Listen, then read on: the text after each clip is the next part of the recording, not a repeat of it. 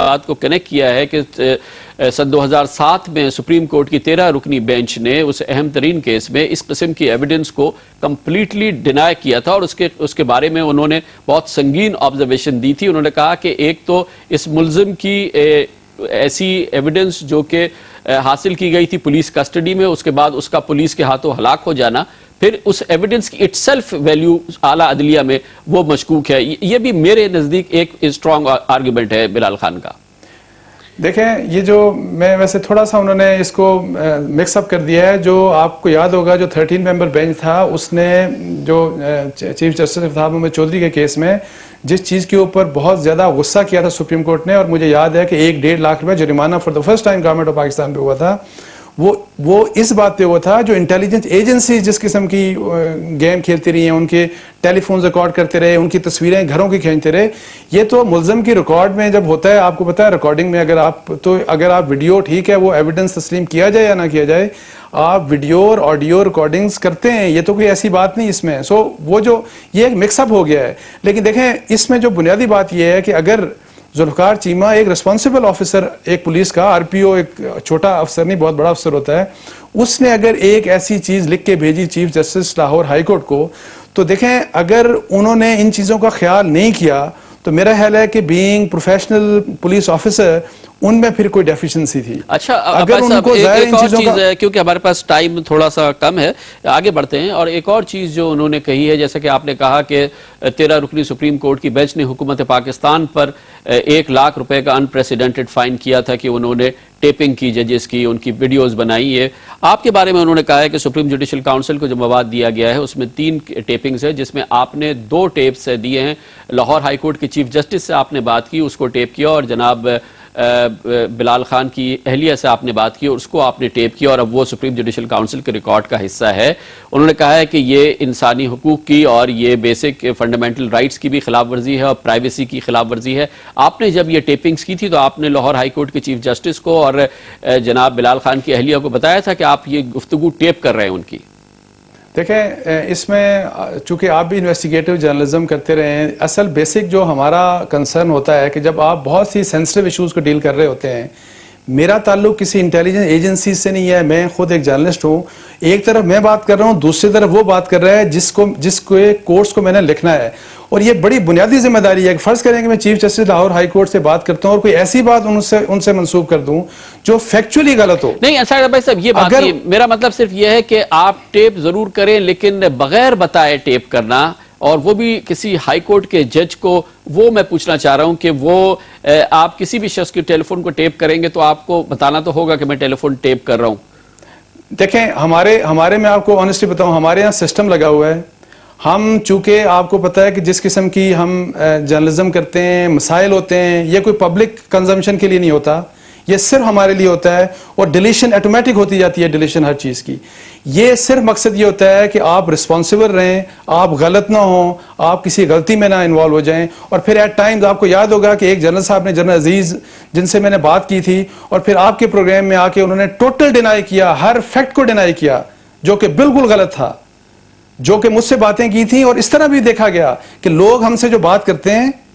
और बेशक on the record या ऑफ द रिकॉर्ड, आप मुझे बताएं कि किसी ऐसे केस में मुझसे फर्ज करें कि कोई जिम्मेदार आदमी मुझे कहे कि जी ऑफ द रिकॉर्ड ये कंक्रीट इन्फॉर्मेशन दे और वो बाद में मुकर जाए, तो हम जर्नलिस्ट कहाँ जाएंगे? या सही कह रहे हैं। बहुत बहुत शुक्रिया जनाब अंसार अब्बासी।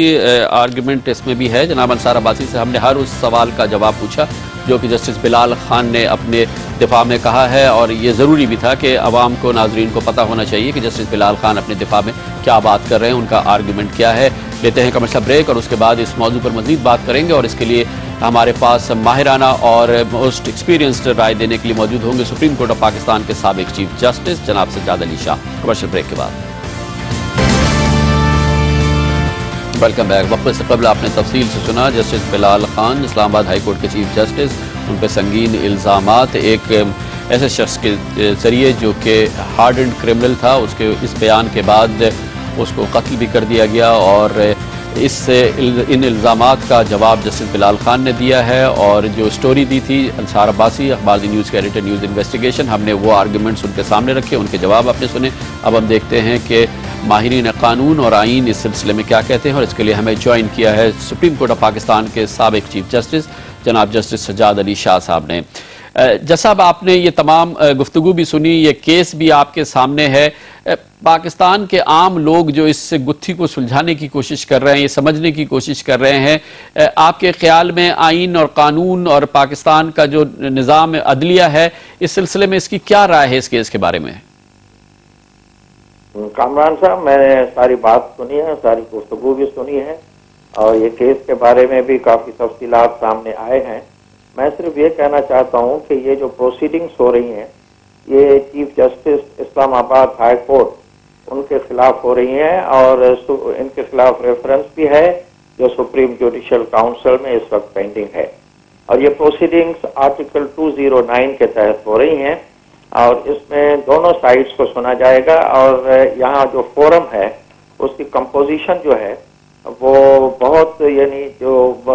सुप्रीम कोर्ट के चीफ जस्टिस उनमें हैं, उनके सरबराह हैं और 2 सीनियर मोस्ट जज जो हैं वो भी उसमें काउंसिल के मेंबर्स हैं और दूसरे 2 senior most chief justice of the high court. तो ये कंपोजिशन है सुप्रीम जुडिशल काउंसिल की और इनको ये केस सुनना है। इसमें जो भी एलिगेशंस लगाई गई हैं तो इनको चीफ जस्टिस जो है इस्लामाबाद हाई कोर्ट को, इनको भी अपना जवाब देने का मौका मिलेगा और इन्होंने जवाब दिया भी है और कुछ प्लीडिंग्स इन्होंने ली हैं। तो मैं ये समझता हूँ कि ठीक है, मैं एक तरफ से तो ये जानता हूँ और इस बात का एतराफ़ भी करता हूँ कि मीडिया ने बहुत अच्छा किरदार अदा किया है और पर्टिकुलरली अब जो हालिया वाक़यात हुए थे जिसमें जुलूस वगैरह निकले थे और वकला तंजीम ने जो कुछ किया था चीफ जस्टिस के यानी सर्विस में वापस आने के लिए और सुप्रीम जुडिशल काउंसिल में जो उनका केस चला था उसके बारे में मीडिया ने जो किरदार अदा किया है वो काबिल तारीफ है। लेकिन दूसरे तरफ ये भी देखना चाहिए कि बैलेंस रखना चाहिए कि ये जो केस है एक कॉन्स्टिट्यूशनल, हाईएस्ट कॉन्स्टिट्यूशनल फोरम के सामने है, तो इसमें कमेंट आप जरूर करें लेकिन ऐसे कमेंट ना हो जो केस के मेरिट्स को पे ऊपर मुतासर हो जाएं। इसमें ये सारी बातें अब जो मैंने सुनी है वो तो मैं समझता हूँ केस के मेरिट्स के अंदर जा रही हैं और मेरिट्स को डिस्कस नहीं करना चाहिए। इस तरह से वो सुप्रीम जुडिशल काउंसिल अपने काम में रुकावट महसूस करेगी और सही तरीके का फैसला नहीं देगी। तो इससे ये जरूरी है कि हम मेरिट्स में न जाएं, हम अपने आप को, यानी जो हद है फ्रीडम ऑफ एक्सप्रेशन की और ये जो आजकल मीडिया काम कर रही है उस हद के अंदर रहें और ऐसे कमेंट्स न करें जो मेरिट्स के ऊपर हो, ताकि सुप्रीम जुडिशल काउंसिल इसका फैसला कर दे। आजकल केस चल रहा है, मैं समझता हूँ डे टू डे उनकी हियरिंग भी हो रही है और ये केस बड़ा इम्पोर्टेंट है